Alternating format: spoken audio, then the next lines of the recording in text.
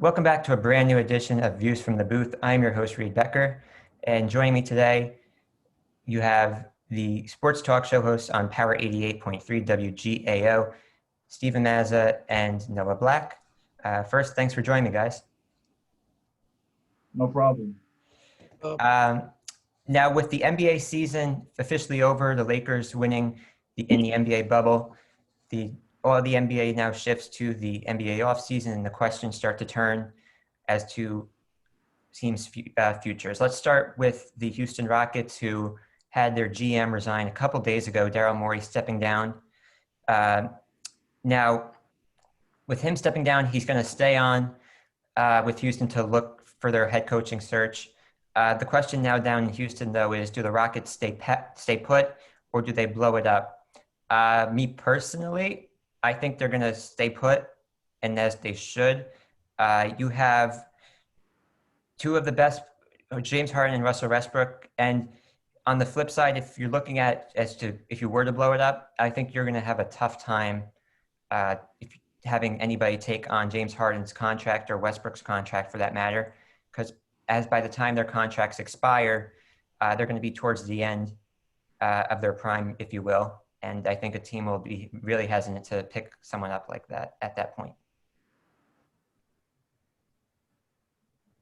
Yeah, I would say that I think you should try to just keep it going, because even though if Westbrook and Harden won't fully get down to where they want to go, Westbrook, especially Westbrook's contract, because I think James Harden should 100% keep, because he's like you could argue top 5 player in the league. Whereas Westbrook, where he doesn't really fit in Harden's system as much, but you have to see what value you can get.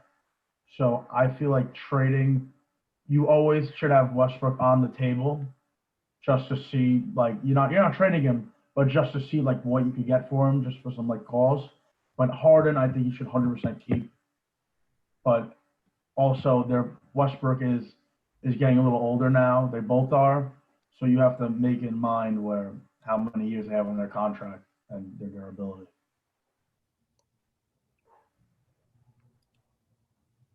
No?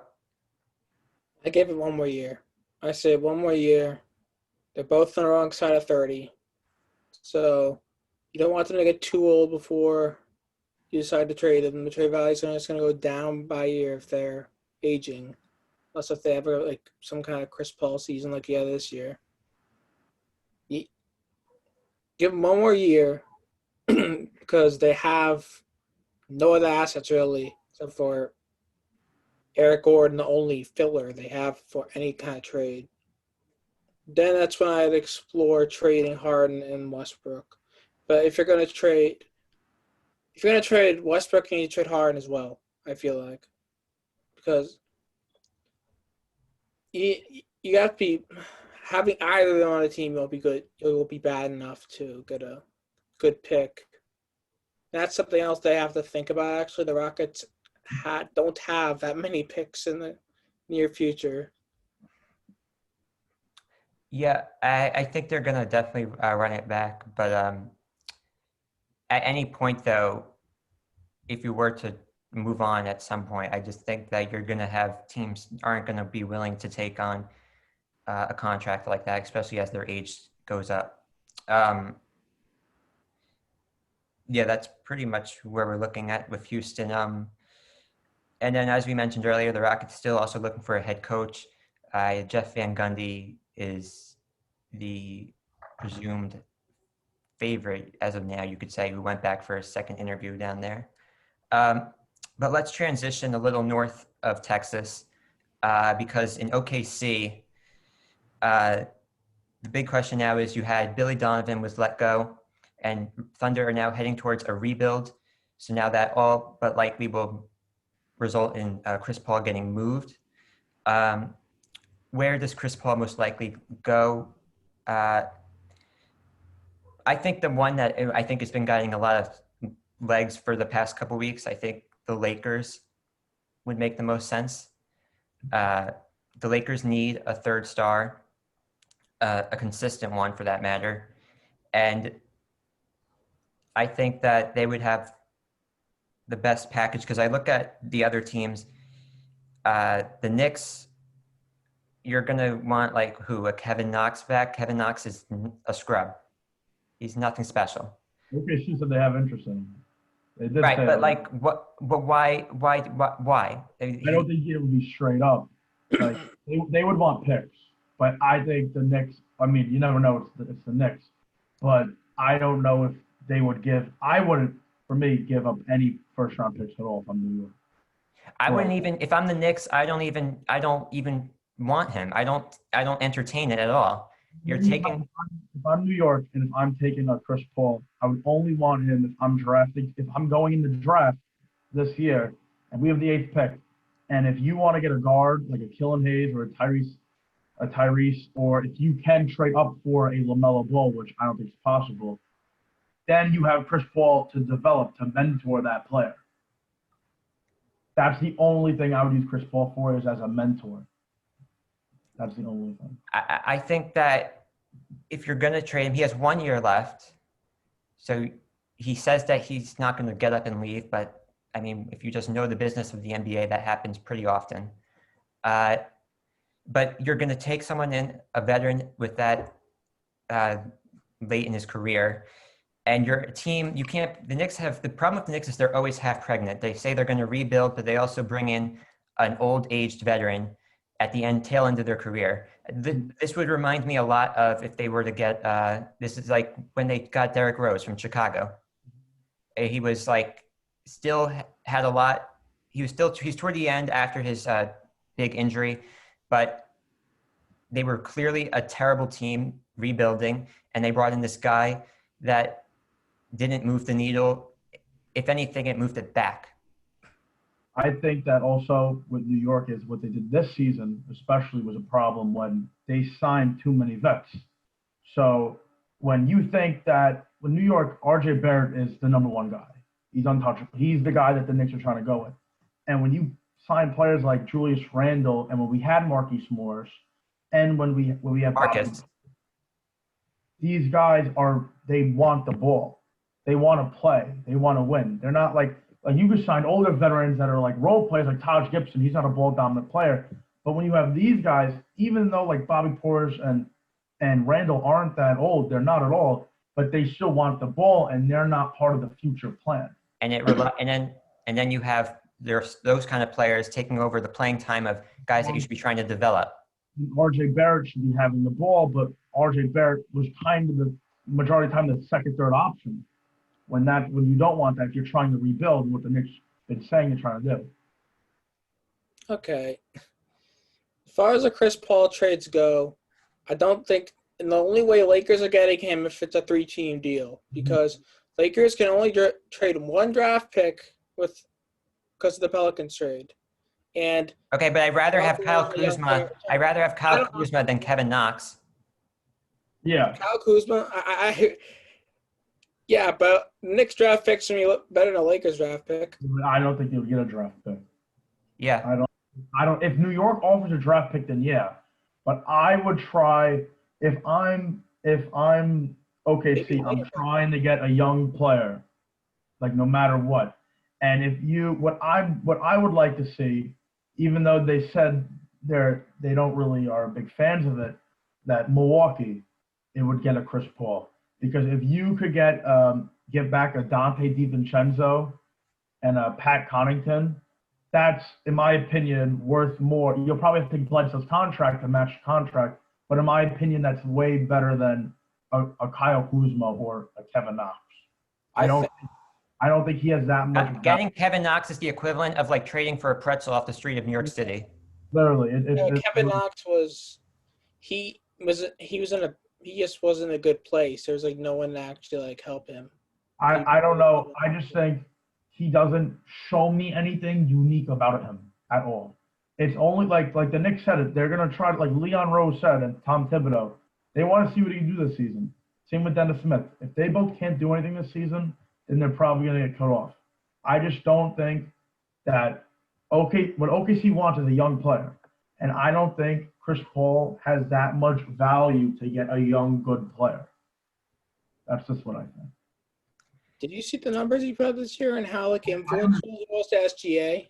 But it's like, I He's just nice. don't think a lot of teams want to do that and waste their time. Like, I would take Chris Paul, but how good of a Let's cut right to the business. He's on the last year of his deal. You're going to give up that much for a guy in his last year of his deal? He's guaranteed. Said no matter what team he's on, he's going to And opt in. Kyrie Irving said that he was going to stay in Boston. What happened then? That's the business of the NBA.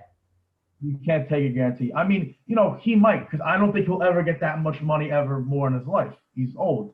That's a good option though, because he could take it, but you can't go off that. You can't take off a promise. There's a lot of NBA players who said they would resign or Kyrie sign. said at a fan-held event in Boston, in front of the crowd, he's going to have his number retired at the rafters at the Garden in Boston, and then that backfired deeply. I think it's just you can't go off by that. If you're trying to make a close, mentality, personality-wise, those two aren't even close. Yeah, that is Chris Paul's a leader. I think Kyrie Irving. I think though Milwaukee has to make a push. They have to make a push for something, and I don't think Eric Bledsoe is a good fit. I don't think he's the greatest shooter, and he's also not. He's declining a little. Where Chris Paul could take that second role, and honestly, if Chris Middleton can, maybe become the second role, Chris Paul be the third. But that's all on Milwaukee. See, I would agree with that, but the thing is, I've seen articles saying that there's almost no chance of that happening. Yeah, I don't know. I think OKC is gonna not get that much young talent. I think Kuzma is the most they'll get, and I think everybody's saying how terrible Kuzma played, and don't get me wrong, but he's still what is he 24, 25? And he also was playing with LeBron, who takes most of it. He's playing with LeBron. He only played with LeBron James. Right. And he's LeBron or you don't. And if you look at his stats, I'm pretty sure he did better without LeBron. So he can very well be a number one option for a young team. Exactly. Well, he wouldn't be a number one option in Oklahoma City. I don't think he'd be close to him. He'd probably that third. Yeah, he would be probably second or third. Shea would be number one. If you're OKC, you got to go with Shea. Shea's remarkable talent, great defender, great playmaking, developing his jump shot. He was a steal in that Paul George trade. And I think that Shea is their number one man. And you have to make a decision what you want to do with Steven Adams because you're paying him $22 million. So you have to make a decision if you want to move him because every year by year, the NBA gets smaller and smaller. You can't have bigs who can't shoot. You can't have bigs who can't run down the floor. Steven Adams is one of the best rebounders in the league and amazing at setting screens. But if you're trying to develop into the NBA, if you want to fit in, you have to make a decision what you want to do with your bigs. They've been trying to dump his contract, and I've been hearing a lot of rumors about draft day trade to Boston, which Boston would be a good pickup because Boston needs size. Yeah. The only other team that I've heard of for Chris Paul really has been Philadelphia, although I think Philadelphia is kind of stuck with – and no one's going to take back an Al Horford, which I think they would want to move, and no one's taking that back. I don't want Horford, but I would like Thibault. Yeah, Thibault would be the man that OKC would go for, but I could see OKC taking on contracts because they don't need to win now. They just want young players who can develop. And Al Horford, who I think Al Horford did not play well at all this season, but he was playing the power forward with a team who he was honestly probably one of the best shooters in the starting lineup. Al Horford was like the second, third best shooter on the lineup. That's a problem. So I think that's Philly for trying to have 4 to 5 guys who are all really ball dominant to be in that system. Well, he is Doc Rivers as a coach, and much better than Brett Brown. So they should. Brett Brown is a horrible coach, so they have to make a decision. Yeah, I mean, he's power forward again, but the thing is that he's known for his defense more than his shooting, and he didn't really display any defense at all last year. Yeah, I mean, on the Brett Brown's side, though, I don't think he was given the best roster for to win. Yeah. Well, Doc Rivers is better than Brett Brown. That's 100%.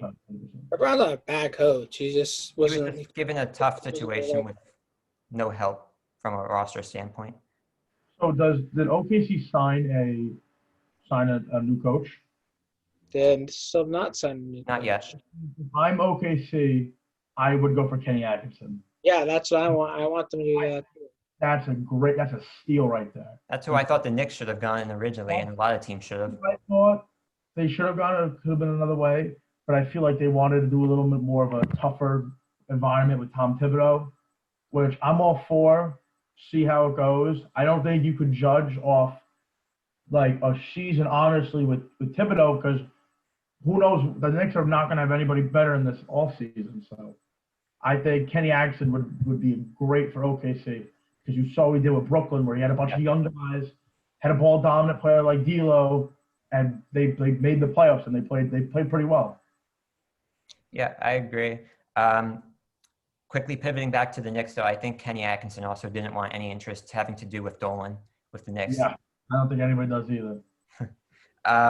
But let's move on because another big player that has been rumored this offseason to be moved is you have Victor Oladipo out in Indiana, who is entering the final year of his contract and has reportedly been wanting out of Indiana. And we have seen down even in Orlando at the bubble his displeasure with the team's direction and his usage. So looking at the teams that could use that are rumored or reported to be having interest for a guy that only played 17 games this season, though. Let's start with the Nets because the Nets have been rumored at least to be interested in looking for a third star to pair with Kyrie and KD. I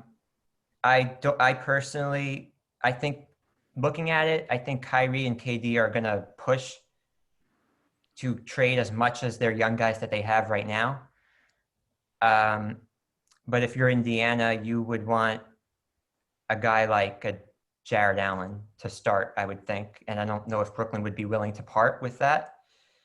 Or that was where Indiana would start with. I don't think Brooklyn would be looking to part with that. Honestly, for Brooklyn's side of it, I don't think Brooklyn. If I'm correct, Miles Turner also won. You guys hear me? What'd you say? You guys hear me? All right, you guys cut out for a second. I was saying, I think Brooklyn shouldn't go for that third star because I think when you have a Kyrie and KD were two ball dominant players, you already have Karis LeVert who played phenomenal this season. I don't think you should get rid of your depth because they already have chemistry. I don't think you should get rid of your depth for a guy like Oladipo who's going to be like 29, 30 coming off an injury. I just don't see it happening. I also think that Karis LeVert could be your third star because he's becoming that great scorer and you also have a Dinwiddie off your bench who could play over 20, 22, 23 minutes a game. And when you have a Joe Harris and you have Jared Allen on your bench, or if you start Jared Allen instead of DeAndre Jordan, you have a lot of options. Yeah, I think for the Nets, I definitely agree that you have Karis LeVert as your third star. The other thing is that I don't think there's really, for Brooklyn's sake, that many good options for a third star to part with that many pieces. They're not giving up Karis LeVert, and they're just going to throw in Joe Harris, a free agent, Johnny George, a free agent, not get rid of Jared Allen. Joe Harris, they're gonna re-sign Joe Harris.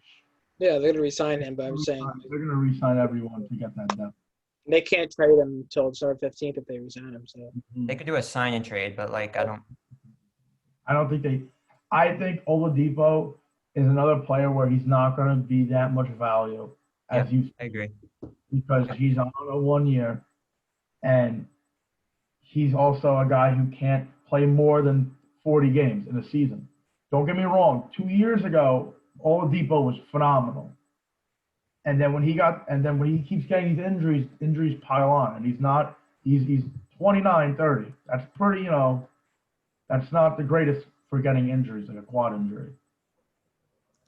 Yeah, I agree. I think quickly going back to the Nets, though, also, you look at a guy like Spencer Dinwiddie, who had that interesting post on social media about um, possibly taking donations to deciding which team he signs with when he becomes a free agent. I think that would be an interesting situation to look at in the offseason, on top of all their young guys just in general, because of knowing that Kyrie and KD are calling the shots out in Brooklyn. But specifically with Spencer Dinwiddie, based on that, and from talking when I spoke to Ian Eagle about this, and this was actually funny because this was before he even sent out the tweet, but he was saying how do the Nets have to decide basically about his maturity with that team. But I think that's definitely something worth watching. I don't think the Nets are going to ultimately get rid of all their young guys, but it's definitely worth something watching. And yes, I agree that there's not that many great options to give up that many guys. There was a Paul George with Brooklyn, Yeah. but I don't know what. I don't think it's even a good fit for Brooklyn. I don't think Paul George is even getting moved. It doesn't. Yeah, I think they dragged it, and they made it a whole big deal with this whole situation. And it's his shoulder. Paul Right. George's shoulder is his problem. Before that shoulder injury, like when he was on OKC, he was in the MVP conversation. Like we obviously knew he was going to win, but he was third. He was third in voting, and he was averaging like 28. And then when he got that shoulder injury, he started to decline, and his shooting declined, and it's still been bothering him. So Paul George has to stay healthy. Yeah. I don't think I don't think he hurt this year. I've aggravated it, but I don't see anything saying he hurt. I feel like it was definitely bothering him. He did say that at the end, which he could just be saying, but it could be a whole other mentality standpoint because I think the bubble was so different than anything else in the NBA. I think it affected him mentally. Exactly. So it took him mentally.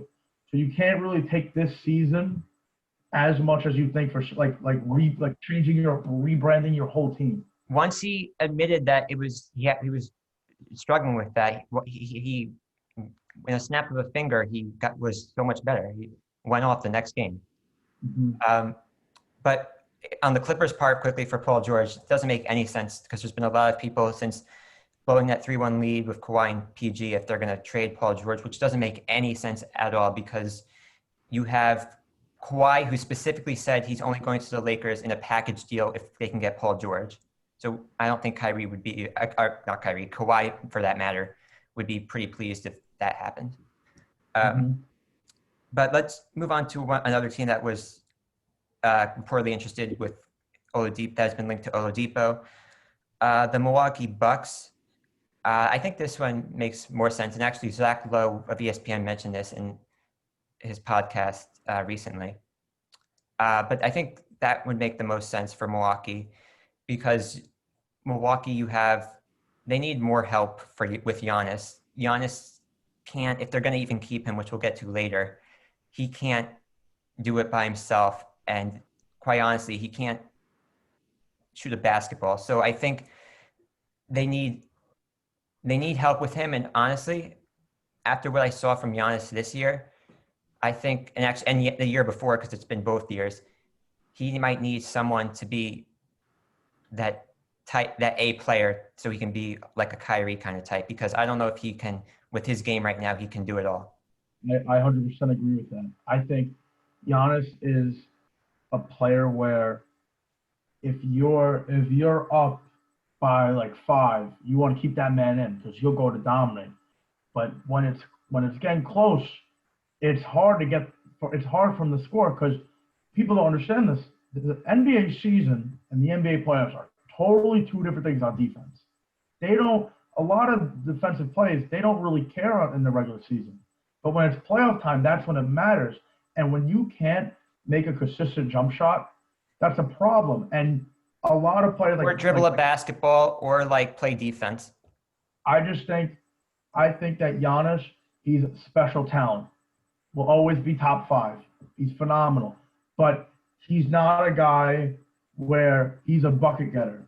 I can't rely on him to get me a shot. They tried to do that with Chris Middleton. Chris Middleton, I don't think he's a good second option, though. I don't think he's a good second option at all. Right. Everybody says, "Oh, he's an all-star." He's an all-star because he was in the East. He wouldn't be top 20, like in top 20 in the West. I'm sorry. I think it's just maybe he didn't shoot well because of the bubble, like a lot of other certain NBA players this season. But if you're Milwaukee, you don't track free agents. You're Milwaukee. No one goes there.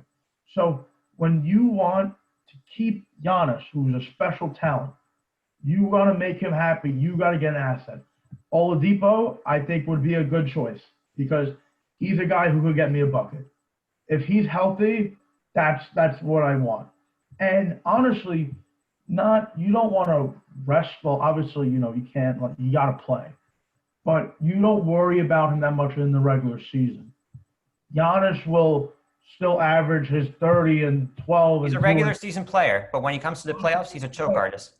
Yeah, that's what I'm saying. You need a guy like Oladipo who will help him in the playoffs, who he played phenomenal against LeBron. Him and LeBron went out. It went to Game 7. They played great against LeBron James. And not a lot of people could do that. And Victor Oladipo did that. And if he could stay healthy, I think that's the man. I don't know what you have to give up because I think Indiana isn't in a winning mode. I feel like they are, but I think this season it showed how, like, T.J. Warren was playing very well. But then when it really came down to the playoffs, Miami destroyed them. But Miami made it to the Eastern Conference, made it to the NBA Finals. So I'll give them that. But you got to make a decision where if you already have Sabonis, who made the All-Star team, a pretty good player. He's also in the East, so it made him look good, making the All-Star team.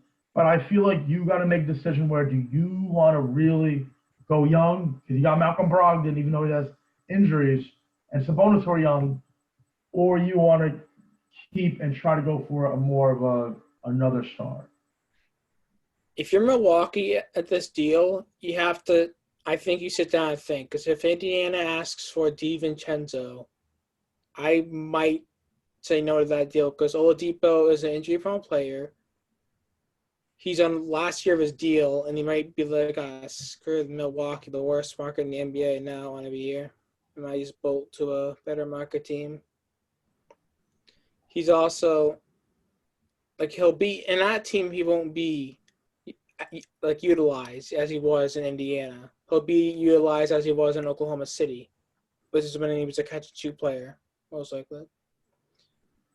If you have to give up DiVincenzo, I say no.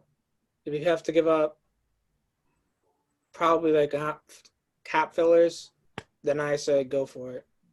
I think I would keep DiVincenzo because he knows his role. He's a 3-and-D. He'll get you there. He won in Nova. He was great there. I think he's a guy who knows his role.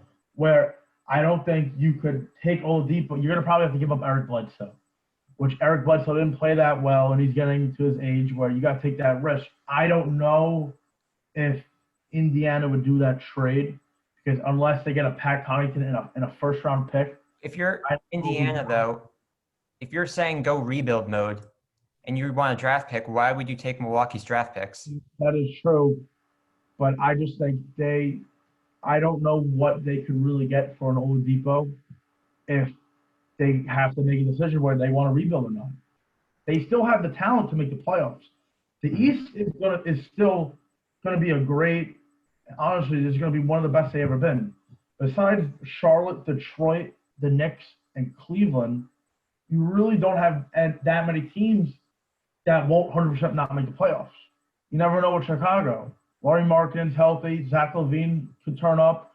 You never know if they trade their pick for something. They have the 4th pick. They could do something with that. Atlanta now has Trae Young, John Collins, and Clint Capella. They could 100% try to make the playoffs. I think they can make that push. I think if you're Indiana, you have to see, well, is it worth me fighting to make the 8th seed? Is it worth all that and worth all the time? The Wizards, if John Wall's healthy, you never know, man. Wizards are not making it. John Wall is an interesting scenario because he plays like Westbrook and he's not a good shooter. So he He's lost also like coming off major injury. That's the thing. yeah, exactly. Torn Achilles, which takes all your athleticism away usually. And just like Westbrook, he's a bad shooter. Out of a whole So year. he'd be forced just to be a shooter. So now I really consider that the worst contract in the league now. Like Washington was a ninth seed. They were maybe 5 games out, and they were really not playing that hard. I feel like if Bradley Beal's still coming off of a guy who's averaging 27, 28, and if you compare him with a John Wall, and if they keep Davis Bertans, which I don't think they will, I don't think it's that hard for them to make the playoffs because it's also Orlando Magic. Orlando Magic might trade Aaron Gordon. Jonathan Isaac isn't even going to play next season after his injury. So you got to make that decision there. Is it worth for Vucevic and Markelle Fultz to carry the load to try to make the playoffs, or they just play, we don't sign vets, and we get a good pick and we trade it next season? You could do something like that. I think the East, it will be very close because Brooklyn will be great. Toronto will still be Toronto because I think they're going to keep what they're doing. Philly, they'll fix what they're going to do, and I just think the East is still going to be a great conference. Yeah, I mean, I don't know if I agree with all those teams that have a shot exactly, but let's go. The last team that was mentioned for Victor Oladipo, I mean, you have the Celtics. The Celtics, to me, I think need another. They need one more piece. They're too, in my opinion, they're too young per se. I think they need another big time veteran name. Victor Oladipo is not necessarily a veteran. I know you're not necessarily looking at Oladipo in that case, but I think the Celtics need one more kind of piece. I think with Boston is Oladipo wouldn't if we're talking about Oladipo wouldn't be a good fit. Yeah, because they're already a guards team besides Tatum, and Marcus Smart played very well in the bubble. So Marcus Smart's ego is gonna be man, I could be the third scorer on the team. So you have to make a decision where if I'm Boston, I'm trying to go for a guy who could play defense and rebound. Because that's, in my opinion, the reason why they lost to Miami. Because they couldn't have a guy that had Bam. Right, they had Tice starting lineup. Tice and Enes Kanter, who doesn't play defense. They're not good at defense. They're decent rebounders, but they're not good at defense. So when you got all these teams that are going to have players who are big, you're going to need someone to play defense there. And you got to go for a guy like Hassan or trade for Steven Adams. You have to make decisions where you just got to get a big who could play defense and rebound, even like a Nerlens Noel, someone who doesn't even need to be a big name. I think for Boston, I think they just need to go for a guy who knows their role, who could play a big. Yeah, I agree. Did you see what Bill Simmons said on his podcast about the Celtics, about he floating the idea of trading Marcus Smart to the Warriors for the number 2 pick, which I have no idea in the world why the Celtics would take the number 2 pick when they're trying to win it all now. No, I think Golden State would take that pick. If they want a James Wiseman or an Okongwu, because Okongwu is a young player who knows how to play defense and rebound. But I don't think that has really any interest in. But if you're Boston, why would you take a rookie? You need a veteran. You can't take your chances on a young player right there. I agree. Marcus Smart for a number 2 pick is not going to get that. But especially when they have 3 first-round picks.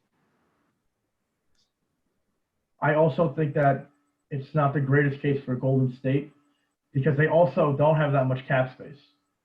And when you're going to have you can't have Marcus Smart, Klay Thompson, and Wiggins all on the same thing because Klay Thompson's still coming off he's coming off a big injury.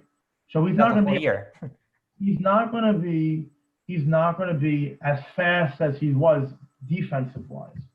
So you got to make that decision what you want to do. And I don't think Marcus Smart, even though he's great at defense, I don't think he would be a good fit for Golden State.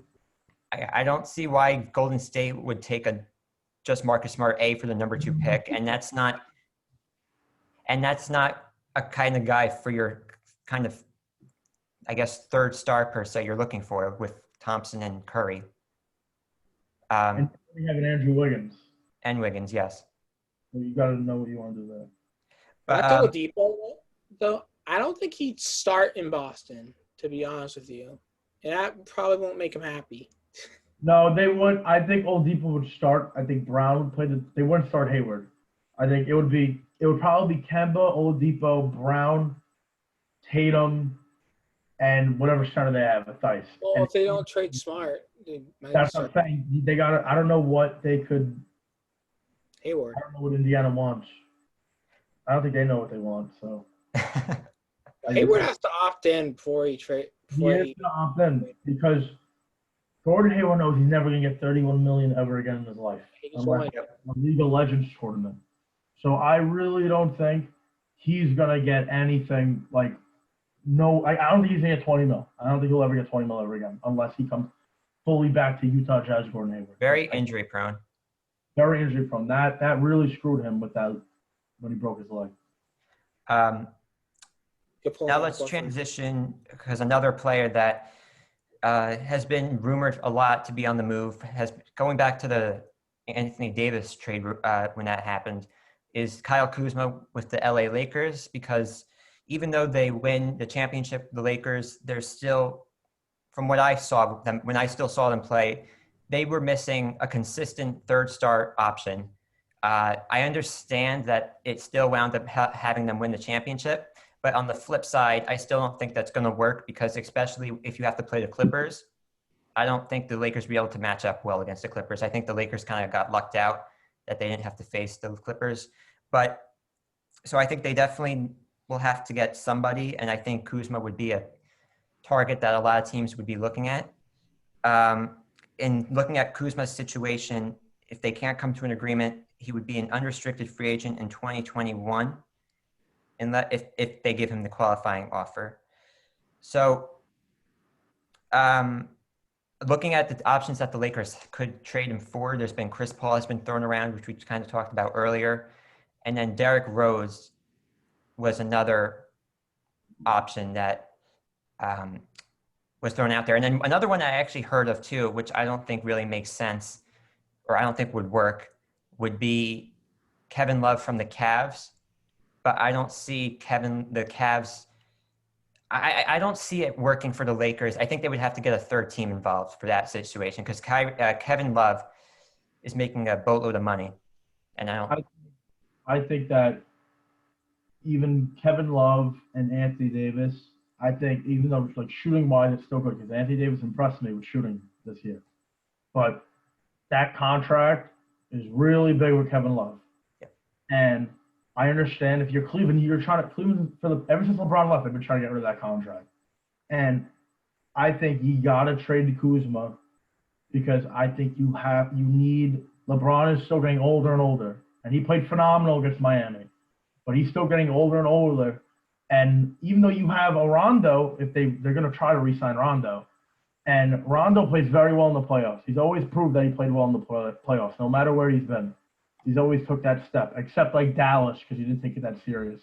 But like even when we saw Rondo with the Bulls, played great until he got hurt. He gave Boston a run. But I think you got to trade Kuzma no matter what and try to get a third player or even like more role players because they still will have cap when they re-sign Anthony Davis and LeBron. Even though the cap is going down because of COVID, I still think they need to get a guy who could give them at least 18, 20. I think Derrick Rose is the most realistic option, but you have to look at Kuzma's status as a trade asset. Is he really like a three and a half stars? Probably the most I'd be if that's nice. I think he's probably maybe 2.5 because he's young, but you probably have to add something else. Might have to add that pick, the only pick you have. That's why I feel like the Lakers, I could see it happening either way. I could see him staying then he's a restricted free agent the next year, I believe, and they can just take the qualifying offer away and let him walk, which I feel like they're going to do because a lot of teams are probably going to ask for that one pick that they don't want to give away. They probably because you don't have any picks. They don't have any. I think also Detroit will try to push for a pick because they're rebuilding. They're in 100% rebuild mode. They're going to also try to get rid of Blake Griffin probably this season. And you still got Derrick Rose for 2 more years. And they're probably going to draft a point guard this draft. That's probably the number one thing. And you're not going to need a Derrick Rose. He's nowhere near like a mentor like you could use as like if you're saying like Chris Paul. So I think they would go for a Kuzma just to try it out. Because Kuzma will probably, if you really think about it, Kuzma will probably be the second, first, like honestly could be the first option. I think it would be the first. 100%. Because they besides Luke Kennard, and you keep Blake Griffin. Blake Griffin's probably not going to play more than 35, 40 games. So yeah. I think you would go. I would go for Kuzma because I don't know what you. I don't think there's that much you get for Derrick Rose for young talent. I don't see it. I think it would be a steal for the Lakers. But I don't think you could also rely on just Derrick Rose if I'm Los Angeles, because you also got to sign players who could play some defense and that could catch and shoot. Danny Green played horrible in the bubble. Yeah. And he hasn't been really playing well. He didn't even play that well in Toronto. But I think I don't trade Danny Green now. I'll trade Danny Green in the first half of the season and you tell him like, man, listen, you gotta step up. I got to see that when LeBron James drives him and you're wide open for a three, you got to make that shot. He's been playing well defensively. I'll give him that. He's still been hustling for his age. But you got to make that shot. And if you can't consistently shoot with LeBron James, then you're off the team. That's how it works.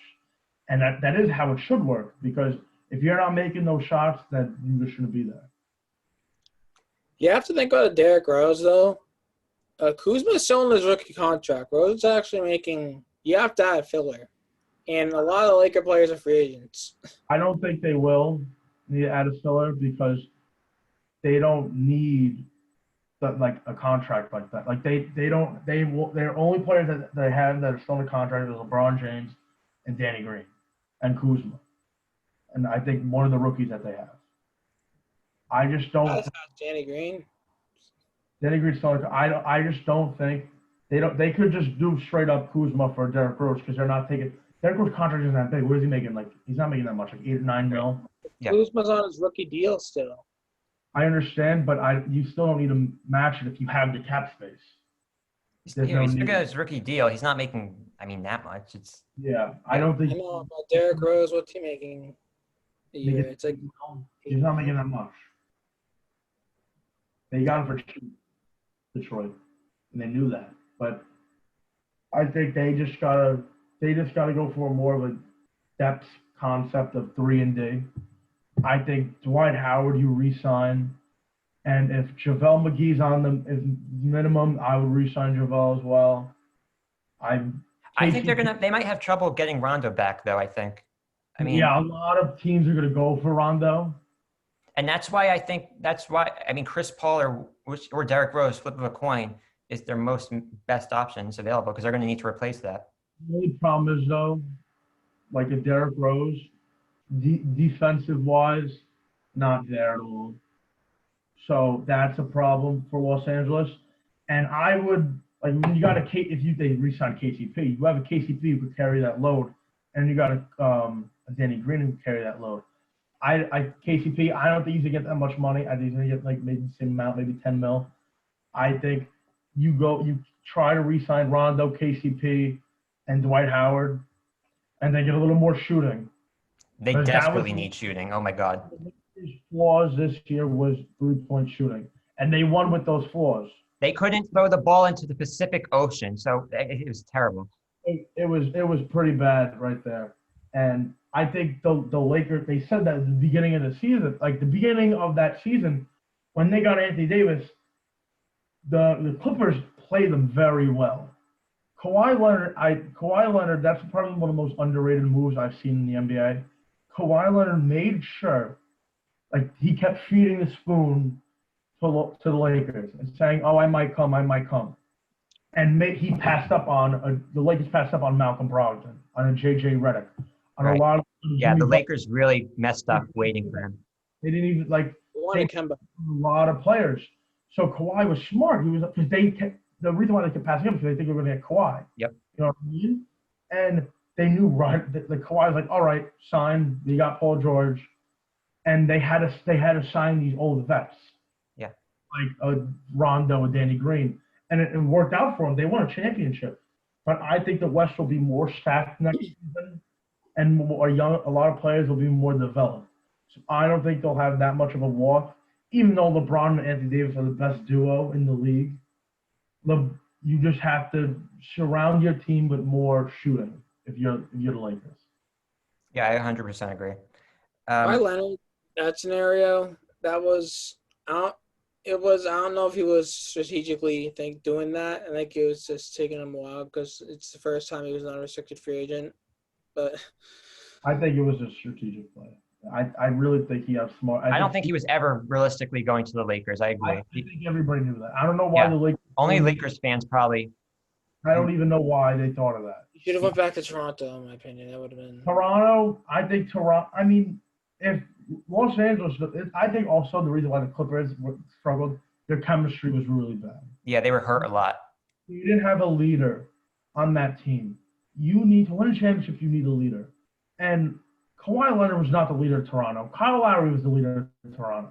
Kawhi Leonard is times 10 better than Kyle Lowry, but he's not. Kawhi's not a leader. Kevin Durant and Kyrie aren't leaders, so you got to make a decision. What do you want to do there? I think leaders win championships, and there wasn't a leader on that team. Pat Bev was their most outgoing leader, and Pat Bev just can't really do that because when you can't average more than 6 points a game, I think they're not going to respect him as much. Where Paul George, Kawhi Leonard, if Kawhi Leonard wants to be that guy, you got to step up, man, and you got to get some chemistry going on. That's Kyle all. Lowry was their vocal leader. Like, he wasn't the team. He was the leader in the locker room. Kawhi Leonard was clearly the team. Like Kawhi Leonard's probably better, but Kyle Lowry was that guy who'd get everybody going, and he was that leader. I don't think Kawhi Leonard was a leader ever in his career. I just don't think he just isn't. Like, he's better than a lot of people. He's the best player he's ever he's the best person that's been on the team every time. But being the best person is different than being a leader. Like, Rajon Rondo was the leader in 2008 against the Celtics. He was that dog.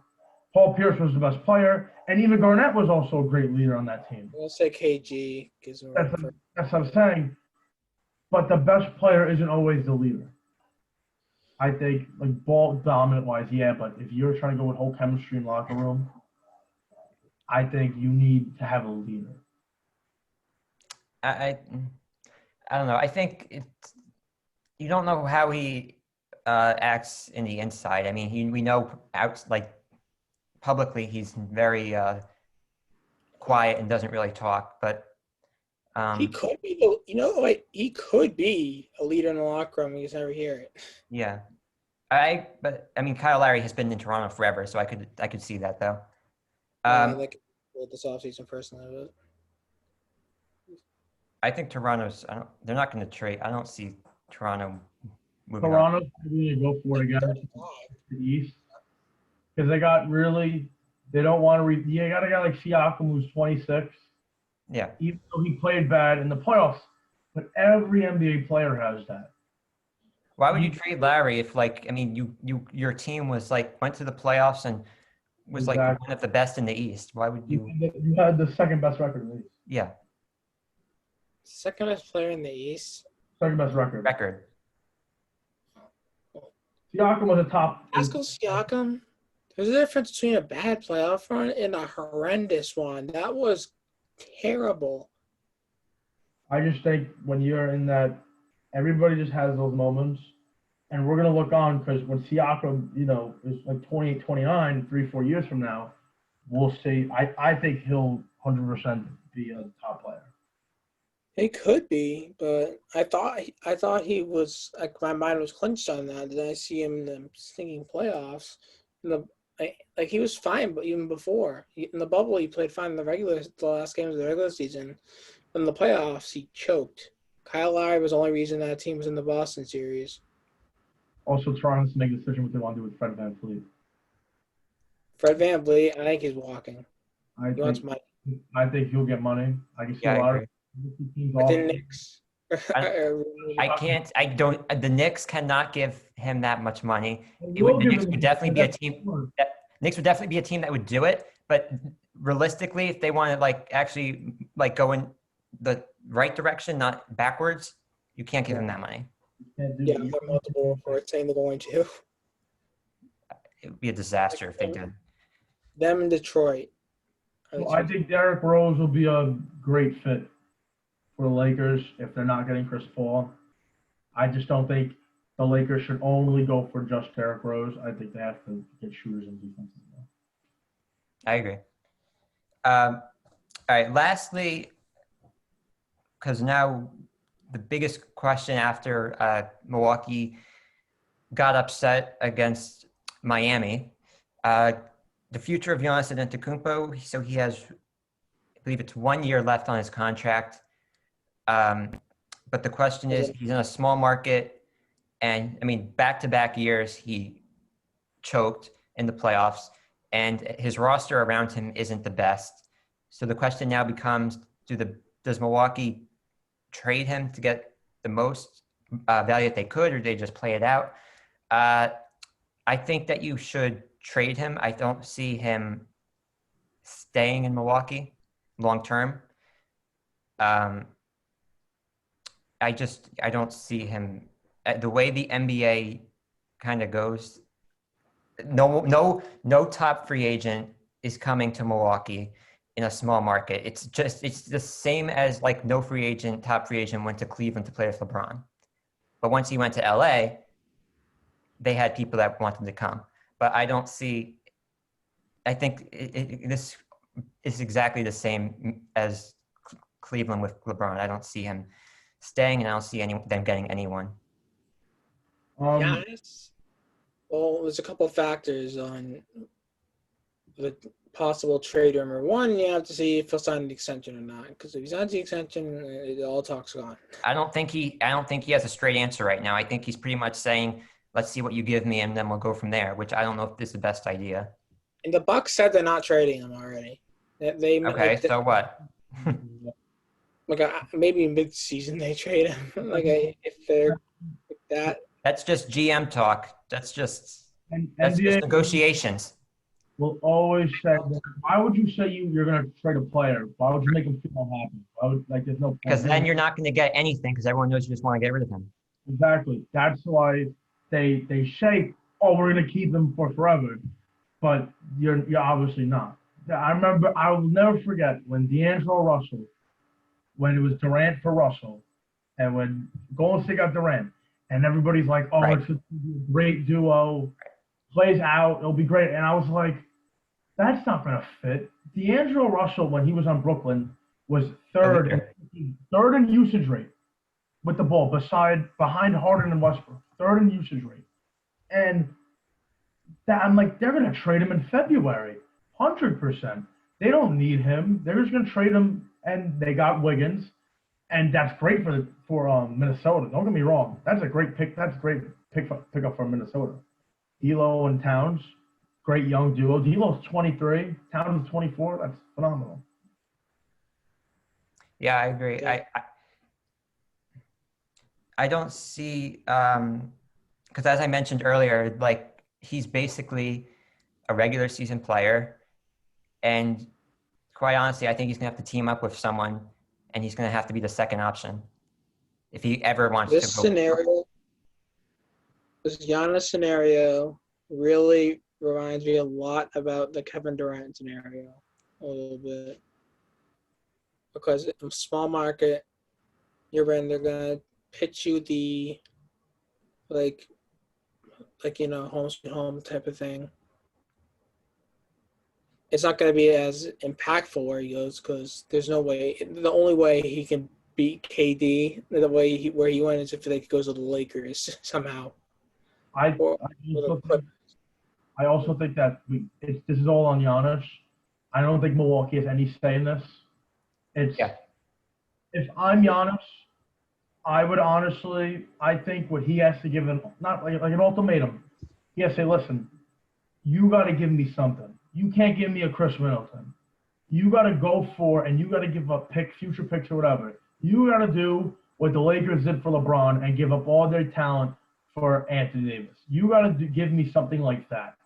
I think also Giannis should re-sign just because 240 or 60 million dollars, that's still ridiculous. And he's 25. He'll be getting more money when he's over with that contract probably. I mean, maybe not 240, 260, but he'll still be there. And he's only been in the playoffs 3 times. He's so young. 2 of them. But he's 20. That's the problem. He's 25. He's 25 years old. I understand that, but it's not like Giannis was the only one on that team choke. It's not like Giannis averaged 5 points that season, that playoff game. Giannis needs a better supporting cast, and you need 3-and-D, and you need someone who could be that second option. And I'm telling you, man, I would go for Chris Paul or an Oladipo. I don't think Bledsoe's a fit. I don't think Middleton's a fit, but I don't know what you could get for a Middleton. I think if you want to keep Middleton, that's fine, but he got to be a third option. You can't have someone like that. And you need 4s who can play defense. You need like a Robert Covington. You need like someone like that who is a 3-and-D, like even a Marquise Morris. He's a free agent this season. He's a great 3-and-D guy when he knows his role. I don't think you could rely on Brook Lopez playing late game. Because you can't do that in the NBA. You can't, the last 5 minutes of the NBA, you can't play a guy who's slow. Brook Lopez is a great shooter. I know he's a great shooter, but he's slow. When you're in the NBA, besides Anthony Davis, there's no other bigs that really play late game or a Jokic. You can't rely. You got to play Giannis at the 5. That's how it works. And you're gonna have a good enough team where you have a 4 and a 3 that are good enough to help him play defense in late game, and that could get you a bucket. Because Giannis, unless he develops a jump shot, and he can be a consistent off-the-ball guy, which I don't think will happen for another year or 2. That won't happen. I think you need to go for a guy like a Chris Paul or a Victor Oladipo or someone. If I'm Giannis, I want someone better than that. I would try to package hard for a guy who could give me something like that. You can't make Giannis unhappy. He has to be 100% happy. And $240 million is a lot of money. 100% for a guy who's 25 years old. And I think that it'll be a huge impact on him if he stays and tries to actually give all of his effort and he has a great supporting cast. If he can't win with a great supporting cast, there you go. You're done. Giannis, something that would worry about me if he does sign an extension is after some players get paid, they start to regress a little bit because they got the bag. Giannis, I don't think will be a victim of that, but he wants a ring, and that's why I don't think he should sign that because get the ring, then get the bag. I think he's just gonna be quiet all year, so there's no like the GMs don't bother him or anything like that. He's gonna be quiet and he's gonna pull a KD and wait till he's a free agent and pull Kawhi.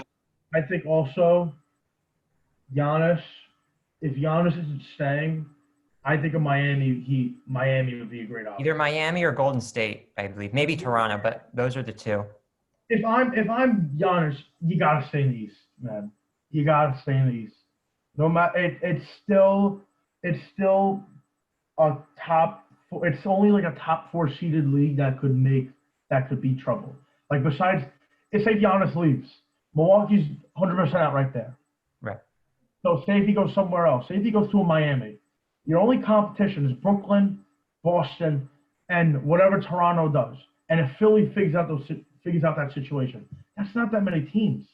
Where when you're in the West, you never know. There's a lot of teams that could make that push where you don't want to go in the West and verse a LeBron and AD and a Kawhi and Paul George. I think that's not. But I think that if he went to the Warriors, I think the Warriors would have a very good even shot at those teams. Oh yes, 100%. Or the Mavs. The Mavs as well. But I don't think also. I think Giannis is going to look at do I want that on my resume and on like my back, where I'm going to Golden State, who won all these rings, and even though they had the worst record in the league because they tanked and no one played, before that they were in the finals. I don't know if he's that guy that could take that villain type mentality and go on a Golden State, and the West is destroyed and the East is nothing. I think the West, if he goes there, would be huge.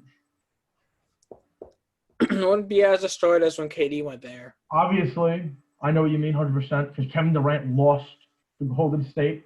That was really bad of a move there. If you're in the NBA, you can just say, "Oh, I didn't really be all he wants to," but he did. Even though he got his 2 rings, there's still rings. Even though people say rings are rings, you still got to look at the ring and see how much value does that ring have. The bubble ring is more valuable than his 2 rings combined. Even that, also, one of the best rings of all time is Dirk Nowitzki's ring. That's a phenomenal ring right there. He beat LeBron James. He beat a super team, and that is the only person who I think a team that won that only really had a one man. I don't think the NBA will ever be a one-man league ever again. I think you need like 2 or 3 players who give you 20 plus. But Jason Kidd he was on the decline of his career, wasn't a 20 plus. One-man guy. You had LeBron went to the finals, carried the Cavs to the finals. Yeah, but also you also had a Kyrie. Oh no, I'm talking about like now. Like that's the most recent one we're talking about. Yeah. Like even though he carried that team in 2018, but also LeBron James is a top 3 player of all time, top 2. Where we're talking about, I'm looking at players now where I don't think you could ever see that. Jimmy Butler did a great job on it. Don't get me wrong, he did a great job, even though he had that great supporting cast. But you need 2 or 3 guys who give me 20 plus. I think Giannis knows that, and I think Milwaukee needs to really figure it out where Eric Bledsoe ain't that 3rd guy. Brook Lopez ain't that 3rd guy. Chris Middleton has to be that 3rd guy. Can't be the 2nd guy. You need a 2nd guy who could give you 25. Yeah. 25. Chris Middleton is very inconsistent. The problem with Giannis going to Golden State, though, is that I think it'll be a sign and trade. And so, 100%. Yeah, so probably Wiggins. Maybe I heard Clay might have to get moved. I wouldn't trade Clay. I wouldn't trade Clay. I think what I heard, what they could do if they go for this season, is they do Wiggins, Eric Pascal, and their pick for Giannis. That's what I could see them doing. But also, they still got Draymond, who's making a lot. Clay's on a max. Steph's on a max. So they got to figure that out. They're probably going to I feel like Draymond is the type, though, to re-sign for not that much money. I don't think Draymond would want as much money if he knows he has a Giannis. But who else is there other than Steph, Clay, and Draymond? No namers on the bench except for Eric Pascal. That's what you take when you have 3 max guys. You can't have players you can't expect to have 3 or 4 max player guys who are your bench to be good. Your bench isn't going to be good.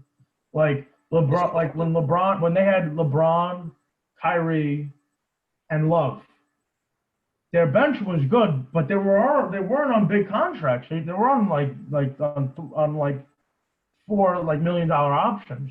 Like when you got like Channing Frye, Matthew Dellavedova, Richard Jefferson, Timothy Mozgov, they aren't like these big names. They're role players, which Golden State is good with signing role players. They also lost an Iguodala, who they had every time.